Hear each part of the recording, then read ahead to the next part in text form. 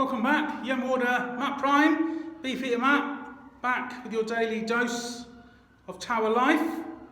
Today I've managed to get myself into the Salt Tower. The Salt Tower, originally built as a defensive tower. On the other side of the windows here used to be the River Thames. That was pushed back, it's now on the inner wall.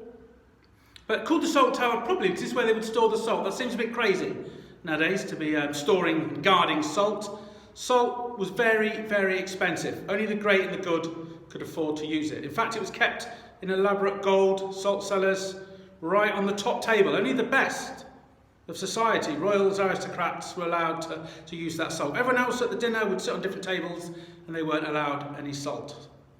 That means when you were finally moved up to the big table, it became known that you were worth your salt. That's where that saying comes from. But although it's called the Salt Tower and salt was kept here, this tower amongst many, many people around the globe is more famous for the imprisonment of a priest, John Gerard. John Gerard was a Jesuit.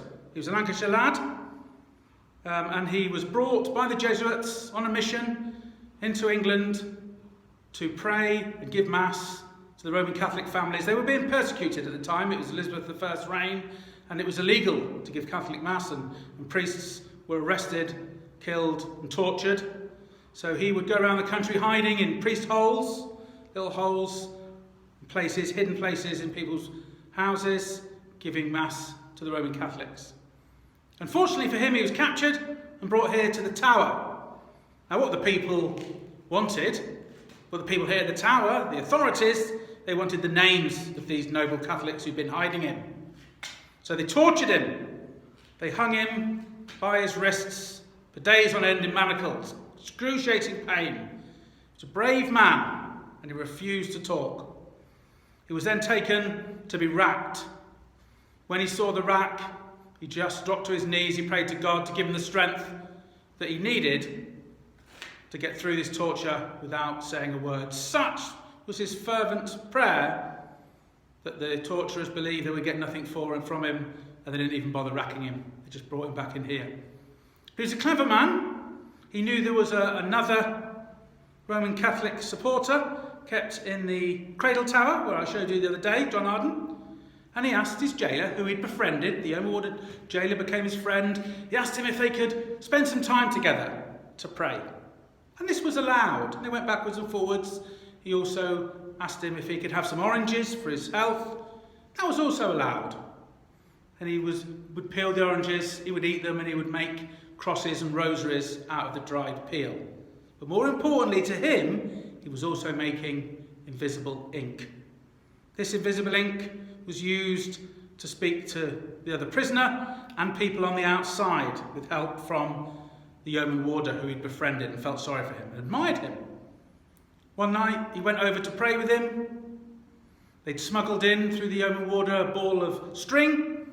They went to the top of the Cradle Tower, threw the string across. It was tied to a rope which they pulled back, and then they shimmied down the rope into the boat and escaped. This is no mean feat. This man had been hung by the wrists in manacles for days.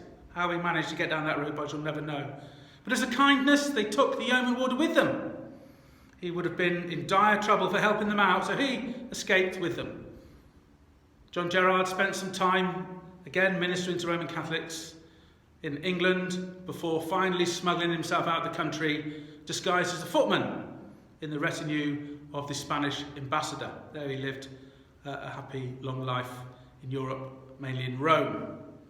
So a very important man. And very unusually, he wrote a book called The Hunted Priest. That book is still available.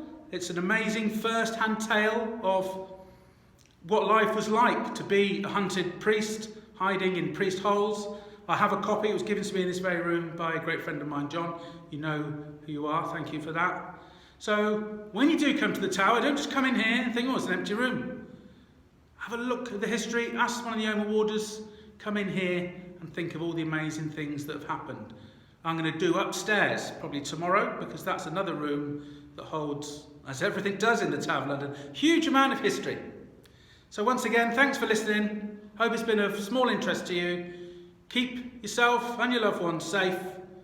Signing off, Beefeater Matt.